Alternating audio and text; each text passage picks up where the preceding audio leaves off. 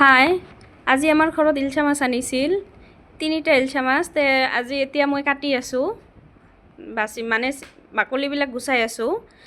তাৰপিছতহে কাটিম বস্তুখিনি, আপোনালোকে চাই থাকক।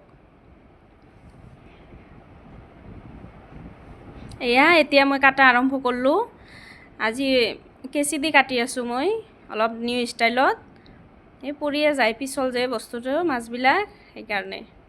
তাৰপিছত এনেকৈ আজি 3টা আনিছিল, অলপ সৰু চাইজৰে। তাৰপিছত কাটি লৈ আছোঁ।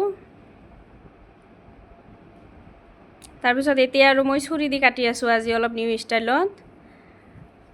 লাহে লাহে মাছখিনি গোটেই পিচ পিচ কৰিম, অলপ সৰু চাইজৰে কৰিছোঁ, মিডিয়ামো আছে সৰুও আছে। এয়া হ'ল আৰু বাকী আধাৰ বেছিখিনি মই তুলি থৈছোঁ, ফ্ৰিজত ৰাখিম। আৰু বাকী এই বলত থকা এইকেই পিচ মই ভাজিম। তাৰপিছত এতিয়া মই কেৰাহীটা দিলোঁ গেছৰ ওপৰত। তাৰপিছত তেলটা গৰম কৰি ল'লোঁ। এতিয়া মই দিম নিমখ, তাৰপিছত হালধিৰ গুড়া, মৰিচৰ গুড়া আৰু অলপমান ধনিয়াৰ গুড়া। তাৰপিছত এইখিনি অলপ দি মাছখিনি দি এতিয়া মই লাহেকৈ লৰাই দিম বস্তুখিনি। মছলাখিনি হ'ল, এতিয়া লাগিল চবকেইটা মাছৰে গাত।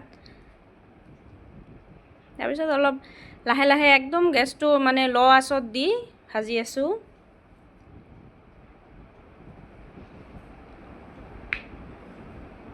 বেছি নহয়, ঘৰত অলপ মানুহতো, সেইকাৰণে। লাষ্টত এয়া চাওক, বস্তুখিনি চাৰ্ভ কৰি দিলোঁ। কেনেকৈ লাগিছে চবে অলপ কমেণ্ট কৰি জনাব।